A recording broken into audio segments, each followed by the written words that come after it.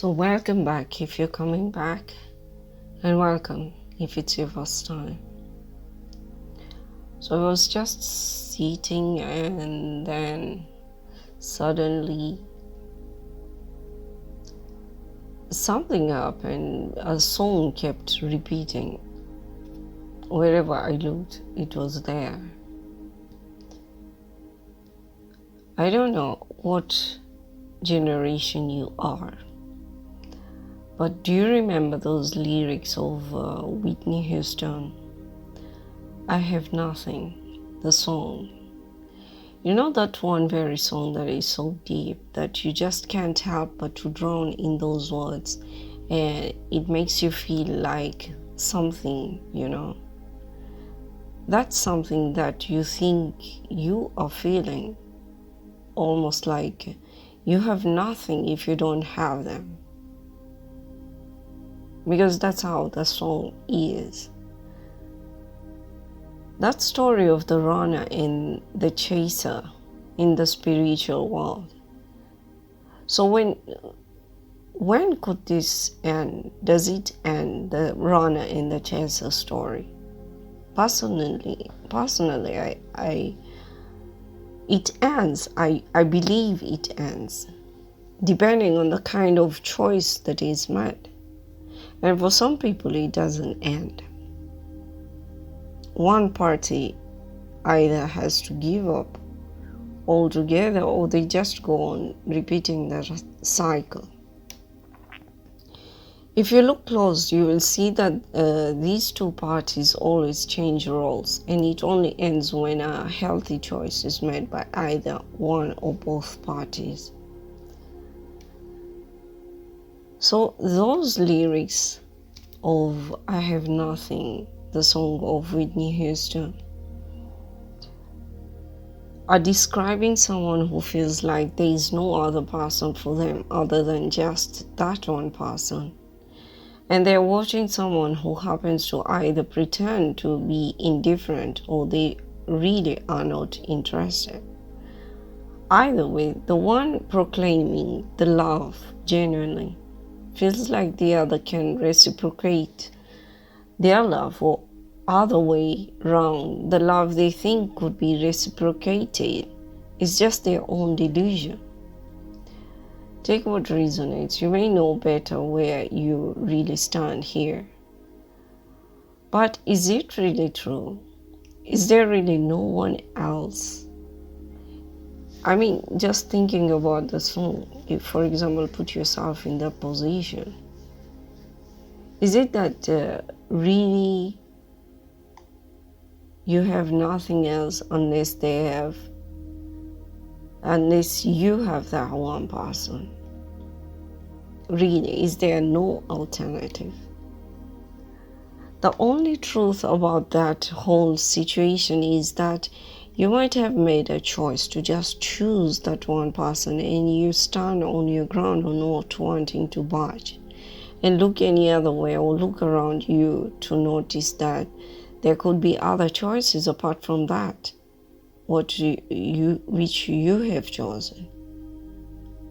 That is all that what it is. It's a matter of choice. You are choosing that. You have made a choice to choose only one among many. It could even be something else, not necessarily a person. Could be career, could be something physical to touch. An object, could be just a feeling. Like you choose to stay in someone feeling and refuse to budge from that feeling. And all that is because it makes you feel comfortable to choose that, because that is all that you know. Or is it that it makes you feel comfortable because that is all the type that you have always known to be what you could choose? Like that is all the trendy thing that you have always known, and walking away from that which you choose scares you. And that is why you refuse to budge. You think if you choose otherwise, you're going to be miserable and as if you would be losing a lot of things.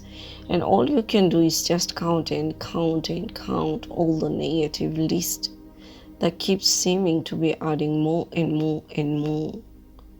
the more you focus on that. And it feels like a whole load of work that overwhelms you, and you just can't take it anymore, and it's making you start feeling suffocated. And now you can't breathe with the thought that you're losing something you believe to be valuable to you. Mind you, we are talking about your opinion and perception of that which you have chosen to choose. Just for a moment, take a step back, breathe in deeply, and reflect back to the choice.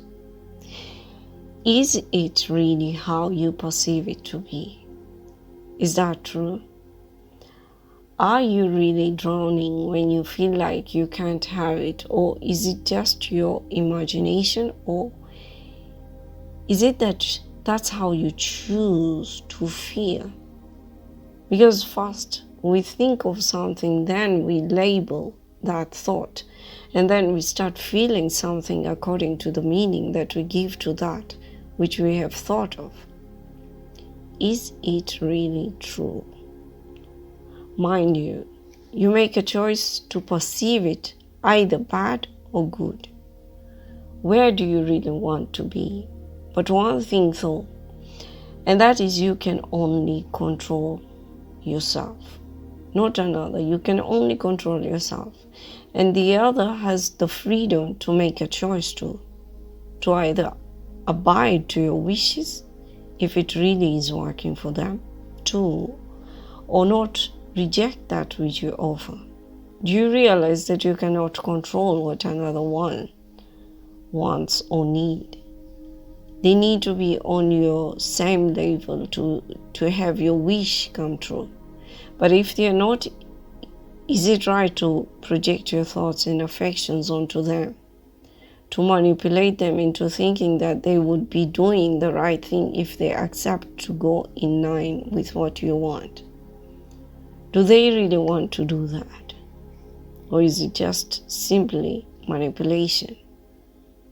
If there is projection and manipulation, a time will come when the other party will get tired of the game and will want to get off the game. They will want to get off the train of manipulation. No one, and even you, can't stand for long if you are manipulated to do what you don't really want. It is tiring right from the beginning, because the minute that manipulation is accepted, you just get awakened to the truth of that which is nothing but cheating yourselves. Games are only good for only a short time to get rid of boredom, but not good when it comes to long-lasting results, because there is nothing authentic about a game played. And everyone is surely to just get depressed with time trying to keep up to the game that won't last. It's like eating cotton sugar, See how it melts so fast in your mouth with just a bite. And it's not even fulfilling. It just makes you yearn for more. Something more deep and meaningful which does not seem to come, because it's nothing but fake. No, don't get me wrong. I'm not saying what you have is fake.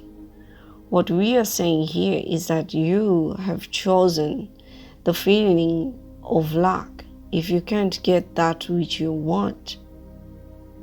And yes, that genuinely feels like some sort of lack because you are thinking of lack.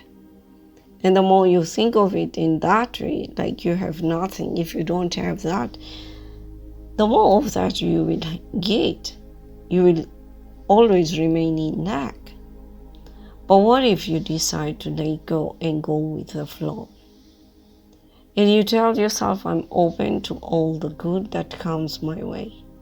And I accept with gratitude all that which is meant for me, and I release all attachment to anything whatsoever. If it comes, good. If it doesn't come, also good. Either way, it's all good, and there is nothing to lose because you get what is meant for you. And even for that, have you considered the thought that maybe, and just maybe, you might be better off without it, and it's standing in the way of that which is meant for you, that which could be good for you? I mean, think about it. Having a wide perception instead of a narrow perception can save you from a lot of pain. A narrow perception will keep you stuck onto the state that could have been the very stepping stone to another, which will lead you to what was meant for you. Ask to be guided, to know what to do next, and to have the wisdom to know what to choose for your own good. And you're surely to get that support. What you choose determines the result of what you have chosen. Will it be right or wrong? You definitely are to be guided for that as long as you seek for the help in the right places. Even ask to be guided to go to the right place and meet the right people who would help you elevate. And for that, I hope that helps. So I'm praying to God to guide us to make the right choices and know what to do next. I will see you in the next one. Till next time, take care and with much love. God bless.